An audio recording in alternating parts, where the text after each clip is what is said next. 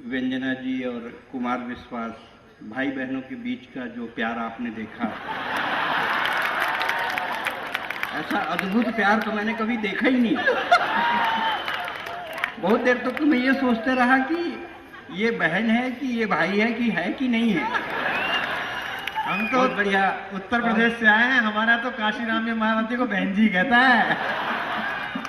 कुमार मेरे बड़ा प्रिय कवि है और जिनकी याद में मैं जिनको श्रद्धा सुमन समर्पित करने आया हूँ, ओम व्यास। बहुत यात्राएं की है मैंने ओम के साथ, हिंदुस्तान में भी और हिंदुस्तान के बाहर भी, दुबई, ओमान, मैं उनके साथ रहा। हास्य कवि के रूप में ओम व्यास की ख्याति थी, लेकिन मैंने उनको वीर रस, करुण रस, सब में कविता पढ़ते देखा। एक बार हम एक ट्रेन में फंस गए, टीटी ने सीट देने से इनकार कर दिया, दोनों वेटिंग में थे। उसने टीटी को बुलाया, इधर आ, देख महाकाल अगर रात भर खड़ा रहा तो तू पड़ा रहेगा। साहब वो टीटी बुला के मेरे को बोला, भैया ये चोटी वाला कौन है? मैं बोला ये इलायची मंतर मार के खिला देता है।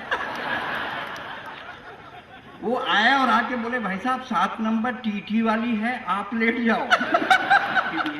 तब मैंने उन्हें कहा कि ये वन मैन थिएटर का नाम है ओम व्यास, जिसने हास्य को नहीं, वीर रस को भी, व्यंग को भी जिंदा किया पूरे देश में।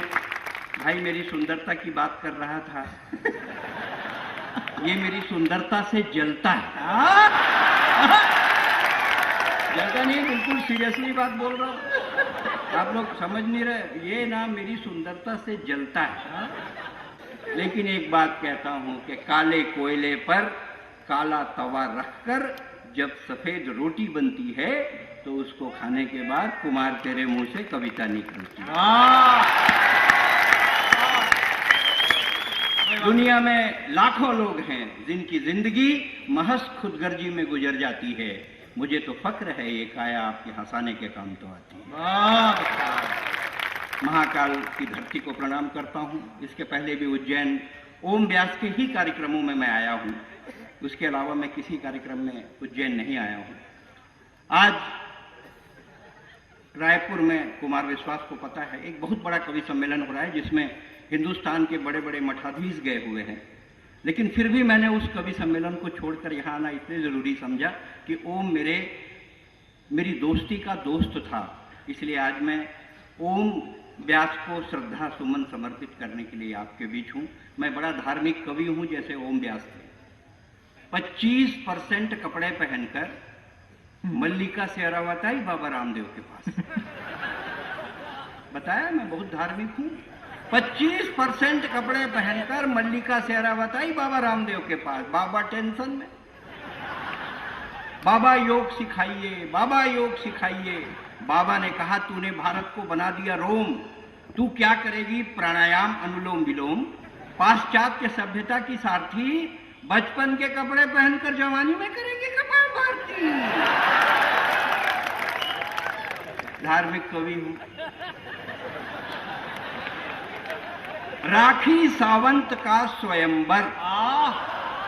साहब राखी सावंत का नाम लेने से बुजुर्गों के चेहरे में जो चमक आई है। राखी सावंत का स्वयंवर जब टीवी पे आता था, मेरे शहर का हर बूढ़ा चश्मा पोंछ के टीवी के आगे में बैठ जाता था। मैंने कहा बाबा इस उम्र में स्वयंवर से क्या लेना देना? बोले बेटा जब तक सांस है तब तक आस है, जब तक सांस है तब तक आस है, और इस स्वयंवर में कौन धनुष तोड़ना है, इसमें तो अपना भी चांस है। धार्मिक कवि हूं। रिचर्ड गेर ने शिल्पा शेट्टी का चुंबन लिया तो कुमार विश्वास ने मेरे से दिल्ली में सवाल किया, बोले भाई साहब ये क्या किया? मैंने कहा बिल्कुल सही किया, इंग्लैंड का चेक था, इंडिया में केस किया। धार्मिक कवि। ऐश्वर्या राय की कुंडली मंगली और सलमान को सजा हो गई। अरे टेक्नोलॉजी तो देखो। ऐश्वर्या राय की कुंडली मंगली और सलमान को सजा हो गई, प्रेम कहानी भी मुगले आजम हो गई। मैंने पहले ही कहा रे नंगे हिरण मत मार, भगवान राम ने हिरण मारा तो हो गया सीता हरण का इतिहास, और तूने हिरण मारा तो तेरी ऐश्वर्या चली गई अभिषेक के पास। मैं तो धार्मिक कवि हूं।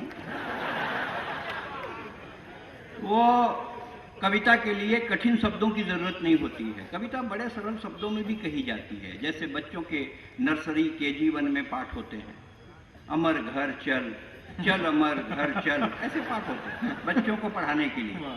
नेता चल, दिल्ली चल, पटना चल, टोपी लगा, कुर्ता पहन, मंत्री बन, हवाला कर, घोटाला कर, तिहाड़ जा, वापस आ, टोपी लगा, कुर्ता पहन, मंत्री बन।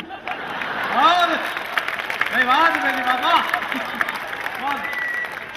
अब एक की तो लालटेन बुझी गई। पाठ 2, लालू उठ, चारा खा।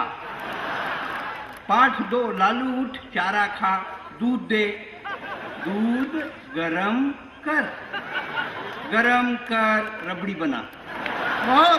दूध गरम कर रबड़ी बना, रबड़ी रख कुर्सी पर, जेल जा, वापस आ, रबड़ी हटा, बैठ जा कुर्सी पर।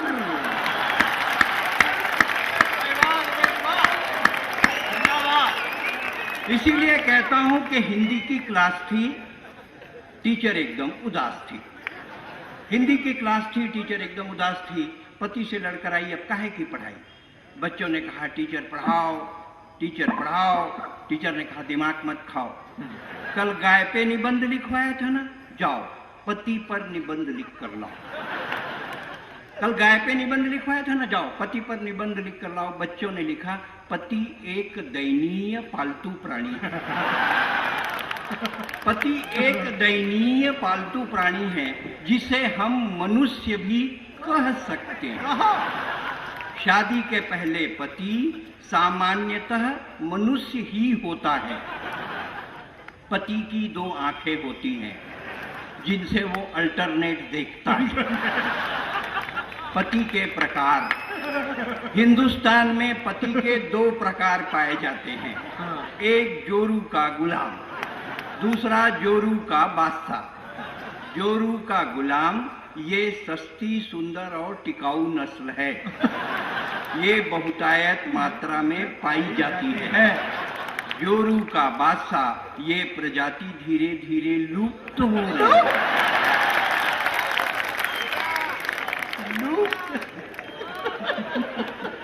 हिंदी की क्लास थी, टीचर एकदम उदास थी।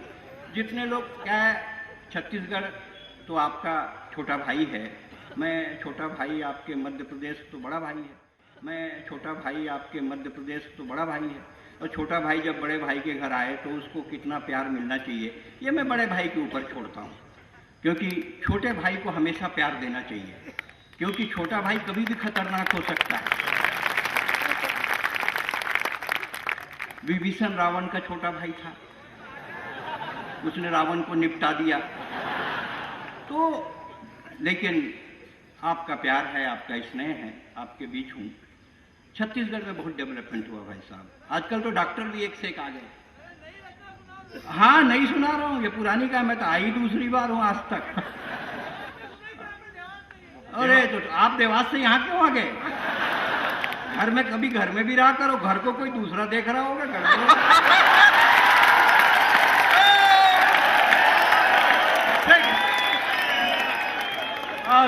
हाँ हाँ, अरे आप बैठो, आप बैठो, आप बैठो, आप बैठो। नहीं, मैं आपके लिए आया हूँ। ये आपके लिए नहीं कर रहे, तो घर पे भी ऐसी रोज रात को तो आदत में शुमार। वो तो मैं समझ गया है कि देवास वाले उनको क्यों भेज दिए हैं।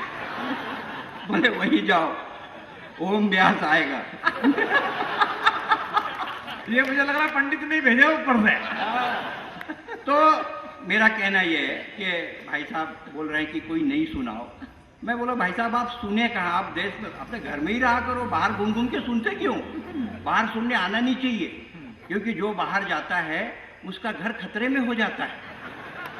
हम तो अभी दिल्ली में कवि सम्मेलन कर रहे थे, एक बच्चा जा रहा था, एक लड़का जा रहा था, मैं रोक लिया, अरे रुक यार, कुमार विश्वास आया है, अभी एक से एक गीत सुनाएगा। कोई दीवाना कहता है वाला गीत सुनाएगा, हम देश का इतिहास बनाएंगे, आशीष अनल आया है। बोले आप लोग यहाँ साले इतिहास बनाओगे, कोई घर का भूगोल बिगाड़ डालेगा। आदमी को सतर्क तो रहना पड़ता है। एक रचना आपके बीच रखना चाहता हूँ। काफी डेवलपमेंट हुआ भाई साहब, छत्तीसगढ़ राज्य बना, खूब काम हुआ, डॉक्टर भी बड़े बड़े क्वालिफाइड आ गए। एक डॉक्टर के पास मरीज आ गया, बोले सर मेरे पैर में नीला पड़ रहा है, सेप्टिक हो गया है। डॉक्टर बोले काटना पड़ेगा। दायां पैर काट दिया, 15 दिन बाद बायां पैर नीला पड़ गया, बोले यार इसमें भी सेप्टिक हो गया, इसको भी काटना पड़ेगा। लकड़ी का लगा दिया, 20 दिन बाद लकड़ी का पैर भी नीला पड़ गया। डॉक्टर टेंशन में आ गया, साला ये क्या हो गया, लकड़ी का पैर, अबे तेरा पैर फोकट में काट दिया, तेरा तो लुंगी का रंग छूट रहा है।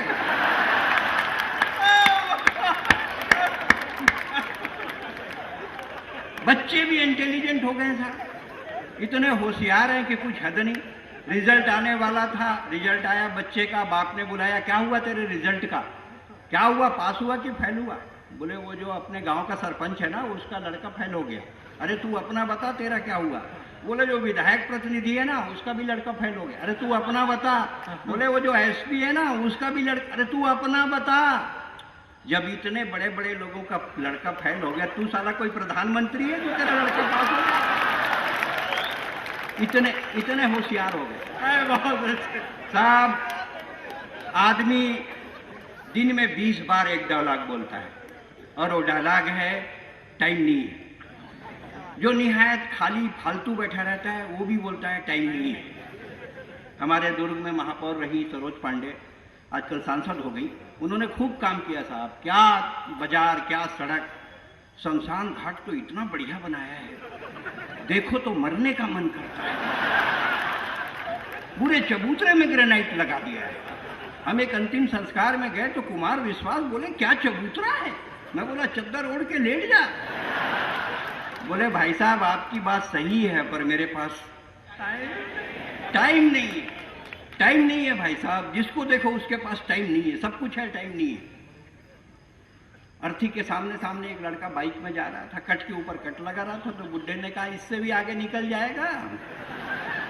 बोले आपकी बात सही है, पर मेरे पास टाइम नहीं है। टाइम नहीं है भाई साहब। बच्चा पैदा होते ही फेरेक्स, लैक्टोजिन, बोनीजान, ग्राइप वाटर, एफडेक खाता पीता है, डायरेक्ट चलने लग जाता है। डायरेक्ट उसकी माँ कहती मेरे बेटा, मेरे कान्हा, मेरे लाल, घुटनों के बल चल, थोड़ी बाल लीला कर। बच्चा कहता माँ तेरी बात सही है, पर मेरे पास टाइम नहीं है।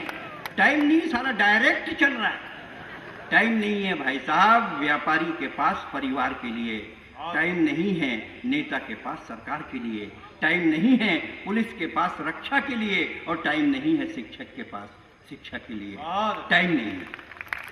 टाइम नहीं रहे से में आ गया मोबाइल, झूठ बोलने की मशीन। अभी 2 मंत्री बैठे थे, मैं भी एक मंत्री का OSD हूँ छत्तीसगढ़ शासन में। साहब हम लोग बहुत टेंशन में रहते हैं, इस मोबाइल ने झूठ बोलना सिखा दिया। एक दिन गलती ये हुई कि मैं मोबाइल लेकर टॉयलेट में चला गया। एक ने फोन किया, शिक्षा विभाग है मेरे मंत्री के पास, टीचर ने फोन किया, मेरा लिस्ट में नाम है क्या। मैंने कहा मैं ऐसी जगह में हूँ जहाँ लिस्ट नहीं देख सकता। बोले आप झूठ बोल रहे हैं, आप अपने केबिन में हैं, देख के बताइए मेरा नाम है क्या। मैं बोला ले फ्लैश की आवाज सुन। हाँ, बड़ा टेंशन है। 24 घंटे आदमी मोबाइल लेके चल रहा है, आदमी मोबाइल लेके खाता है, मोबाइल लेके। आप तो कभी रायपुर आइए और मंत्रालय के सामने जो चौक है वहां एक भिखारी एल्युमिनियम के कटोरे में मोबाइल डाल के भीख मांगता है। 10-20 का रिचार्ज करा दे बाबा, 10-20 का रिचार्ज करा दे। आदमी 24 घंटे मोबाइल लेके चलता है, मोबाइल लेके खाता है, मोबाइल लेके नहाता है, और तो टॉयलेट जाता है वहां भी मोबाइल ले जाता है। टॉयलेट में गया, निपटा, मोबाइल में SMS आ गया, पानी अमूल्य है, इसे व्यर्थ ना बहाए। अब साले पानी नहीं बहाए तो बाहर कैसे आए। टाइम नहीं है, टाइम नहीं है भाई साहब। आजकल लड़के लड़कियां माँ बाप का नाम नहीं पूछते, मोबाइल का सीरीज पूछते हैं। 2 लड़कियां जा रही थी, आपस में बात कर रही थी, तेरा कौन सा सीरीज, बोला N सीरीज, बोले तेरा, बोले मेरा भी N। पीछे से मैं उनके ऊपर गिर गया, बोले हट 3210 नोकिया। बोले हट 3210 नोकिया। मैं बोला हाँ मैं 3210 नोकिया हूँ, मेरी खपत बहुत कम है, पर एक बार बैटरी को चार्ज करके देख, इस बैटरी में बहुत टाइम नहीं है, टाइम नहीं है, टाइम नहीं है भाई साहब, टाइम नहीं है। लेकिन अगर आपकी जिंदगी में ये 3 घटना घटे तो आप कभी मत कहिएगा कि टाइम नहीं है।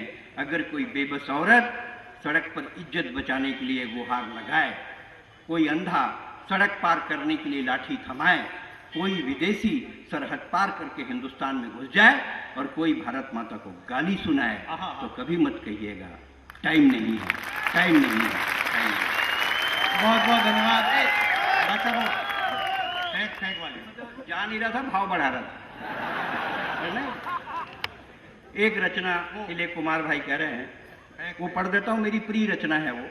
जब आदमी के पास टाइम नहीं हुआ, पहले शादी ब्याह लगते थे, होते थे, तो आप देखेंगे कि पंगत लगती थी, लोग प्यार से आग्रह से परोसगारी करके खिलाते थे, एक और लो एक और लो।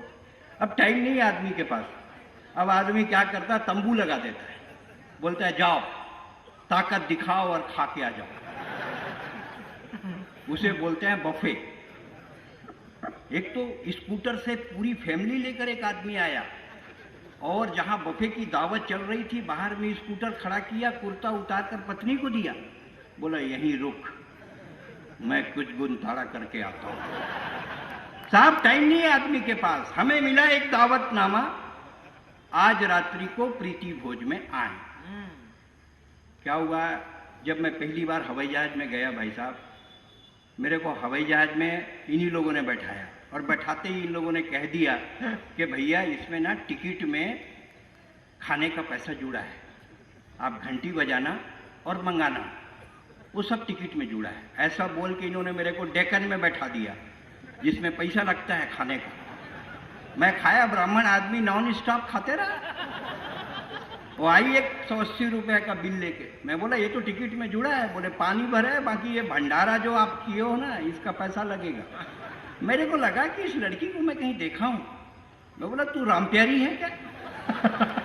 अरे साहब आप तो पहचान लिए, मैं तो आपके यहाँ बर्तन मांगती थी। बोला यहाँ क्या कर रही है? बोले यहाँ भी वही काम है, बस पद बदल गया है, एयर होस्टेस हो गई हूँ। बोला ये तो बता, तेरे साथ तो ट्रैक्टर चलाने वाला ड्राइवर भागा था समारू, वो कहाँ है? बोले वही तो जहाज को चला रहा है। बड़ा दिक्कत है साहब। बहुत अच्छे। हमें मिला एक दावतनामा, आज रात्रि को प्रीति भोज में आए। हमें मिला एक दावतनामा, आज रात्रि को प्रीति भोज में आए। ओम व्यास के इस समारोह की आवश्यकता क्यों है देश में? ओम व्यास सिर्फ ठहाकों के कवि नहीं थे। अभी आपने उनकी माँ की कविता की रसेस देखे थे या पूरी कविता देखी होगी। ओम व्यास हर विधा पे कविता लिखने वाला कवि था। ओम व्यास की आवश्यकता सिर्फ मध्य प्रदेश को नहीं, पूरे हिंदुस्तान को, बल्कि पूरे विश्व को है। और इसलिए है कि जब रविन्द्रनाथ टैगोर के जय है से AR रहमान का जय हो पावरफुल हो जाता है, तब ओम व्यास की याद आती है, तब ओम व्यास की जरूरत पड़ती है। जब हरिवंश राय, जब अमिताभ बच्चन अपने ब्लॉग में लिखता है कि अभिषेक को हिंदी सिनेमा में आगे बढ़ने के लिए हिंदी सीखनी चाहिए, हरिवंश राय बच्चन के पोते को जब हिंदी का संकट आता है, तब ओम व्यास की जरूरत महसूस होती है, तब ओम व्यास की याद आती है। कविता सिर्फ हंसों के लिए ही लिखी जाती है। आपने ओम व्यास को खूब सुना है, आपकी मिट्टी का वो हीरा रहा है। मैंने ओम व्यास को भरपूर सुना है, वो हर विधा के कवि रहे। माँ की उनकी अमर कविता की 4 पंक्तियां भाई ओम को समर्पित करता हूँ। दुनिया में एक ही रिश्ता है माँ, जो अपने बच्चे को मार कर खिलाती है, डांट कर पढ़ाती है, और जब बच्चा पढ़ लिख कर बेरोजगार हो जाता है तो रोज उसकी जेब तलाशती है। माँ का संदेश सही है, उसे लगता है मेरे बेरोजगार बेटे की जेब में कहीं जहर की पुड़िया तो नहीं। साहब ये माँ होती है। छत दरो दीवार से कोई घर नहीं होता, जिस घर में माँ नहीं होती ना वो घर कभी घर नहीं होता। साहब हमें मिला एक दावतनामा, आज रात्रि को प्रीति भोज में आए। गिद्ध भोजन, दूसरा दुबला पतला मरियल दूर में खड़ा खड़ा हलवा सूंघ रहा था। हमने कहा भाई साहब टेबल के पास नहीं जाएंगे, अपने खाने के लिए कुछ नहीं लाएंगे? उसने हाँफ कर जवाब दिया, अभी गया था, कुर्ता फड़वा कर आया हूं, अब की बार कुर्ता उतार कर जाऊंगा, और रसगुल्ला नहीं ला सका तो पापड़ लेकर जरूर आऊंगा। एक महिला अपने बच्चे को मार मार के खिला रही थी, आइसक्रीम खिला के कॉफी पिला रही थी, कह रही थी पी, कमबख्त पीता भी नहीं, 501 रुपया दिए। एक महिला इधर से आ रही थी, दूसरी इधर से जा रही थी, दोनों आपस में टकरा गई।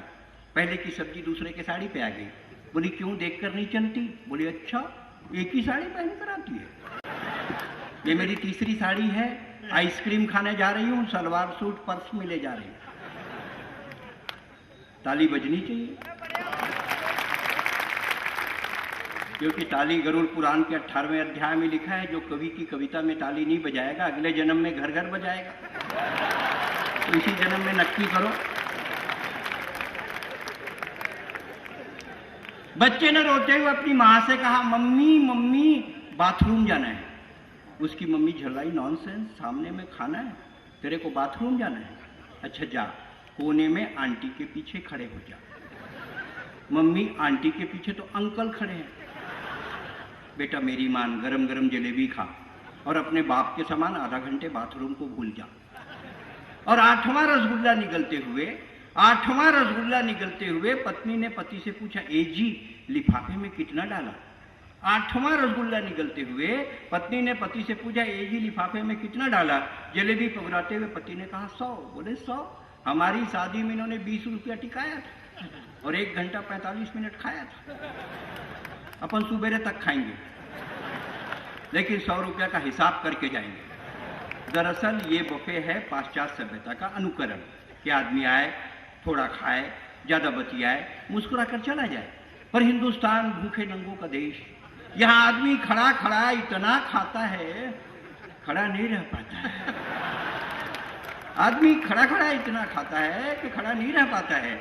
दरअसल बफे है पाश्चात्य सभ्यता का अनुकरण, इसमें सब कुछ होता है, आग्रह नहीं होता, प्यार नहीं होता, स्नेह नहीं होता, अपनापन नहीं होता, इसलिए बफे जीवने का कोई सिस्टम नहीं होता। अगले बफे में जाएं, सुरेंद्र दुबे की याद लेकर जाएं, सुरेंद्र दुबे की याद लेकर आए। कविता खत्म हो गई, ताली बजाएं। आदरणीय पवन जैन जी मंच पर बैठे हैं, छत्तीसगढ़ से आपके बीच आया हूं। एक ऐसी समस्या से हम जूझ रहे हैं, जब छोटा भाई बड़े भाई के घर आता है तो अपने दुख भी बताता है और अपने सुख भी बताता है। सुख तो आपने सुने, मैंने आपको ठहाके लगवाए, और मेरा दुख भी है। और दुख ये है कि नक्सलवाद पूरी तरह से छत्तीसगढ़ में, बस्तर में हावी हो रहा है। एक नक्सलवाद पर एक कविता बहुत कम समय में आपका लूंगा, लेकिन ये मिशन की कविता है, इसलिए इसे जोरदार तालियां बजा दे इसमें, क्योंकि ये कविता आपकी तालियों के ताकत पर चलेगी, क्योंकि ये मेरे दर्द की कविता है। आपको पता है आरपीएफ जवानों की पत्नी और माताएं कैसा जीवन बिताती हैं? आपको पता है आरपीएफ जवानों की पत्नी और माताएं कैसा जीवन बिताती हैं? जब बस्तर से उनके बच्चों की कुशलता का संदेशा आता है, तब मुश्किल से 2 रोटी खाती हैं। तब मैं बस्तर का दर्द आपके बीच गाने के लिए आया हूं। तब मैं बस्तर का दर्द गाना चाहता हूं। भाई साहब, अच्छी कविता अगर आप ताली नहीं बजाएंगे तो कवि का मनोबल टूटेगा। ये मिशन की कविता है, दर्द की कविता है, छत्तीसगढ़ की एक दर्द की कविता आपके बीच में। स्वागत है दुबे जी, बढ़िए। केंद्र सरकार कहती है कि हम नक्सलवाद के खिलाफ कड़े कदम उठा रहे हैं।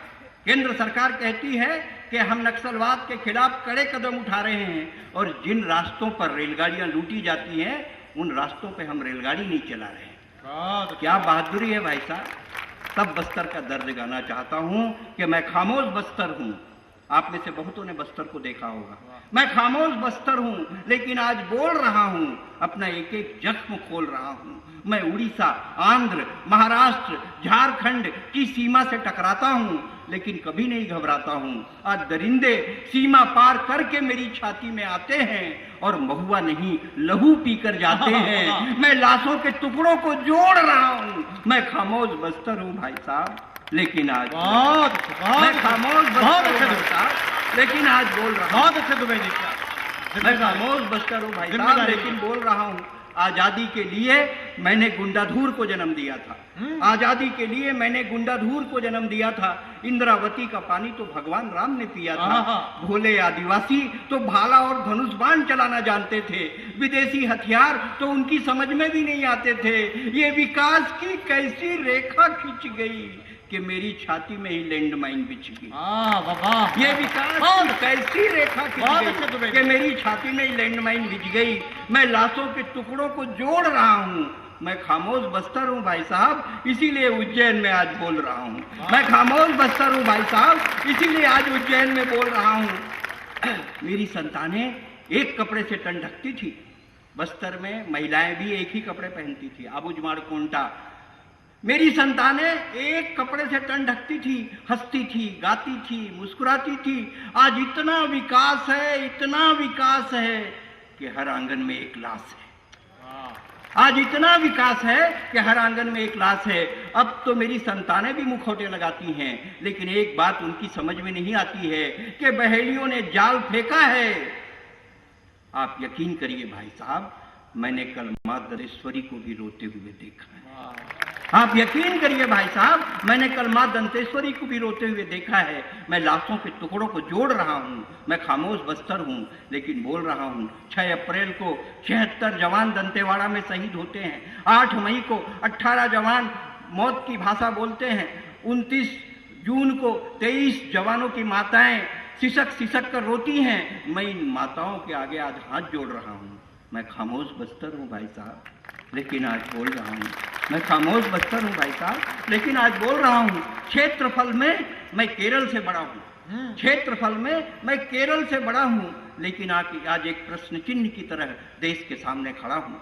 जब मेरे मुख्यमंत्री दिल्ली से फरियाद करते हैं तो दिल्ली वाले क्यों नजरअंदाज करते हैं? जब मेरे रोने की आवाज दिल्ली जाती है तो दिल्ली जाकर क्यों खामोश हो जाती है? मेरी बर्बादी का जिम्मेदार कौन है? इस सवाल पर सियासत मौन है। आप बहरे हैं, मैं गूंगा हूँ, लेकिन बोल रहा हूँ। मैं खामोश बस्तर हूँ। बहुत वाह वाह वाह वाह।